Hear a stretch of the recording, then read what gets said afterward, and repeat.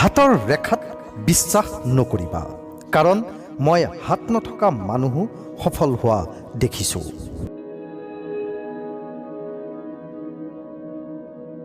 গন্তব্যস্থান পোৱা বহু দূৰৰ কথা।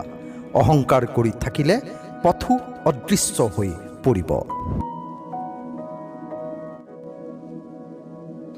যদি গন্তব্যস্থান পোৱা নাই, তেন্তে গন্তব্যস্থান সলনি নকৰিবা, পথ সলনি কৰা।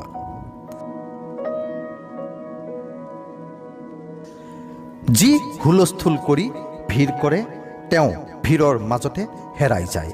সফলতা তেওঁহে দেখে যিয়ে মনে মনে থাকিও নিজৰ কাম কৰি যায়। ভাল কিতাপ আৰু ভাল মানুহ সহজে চিনি পোৱা টান, তেওঁলোকক পঢ়িবলগীয়া হয়।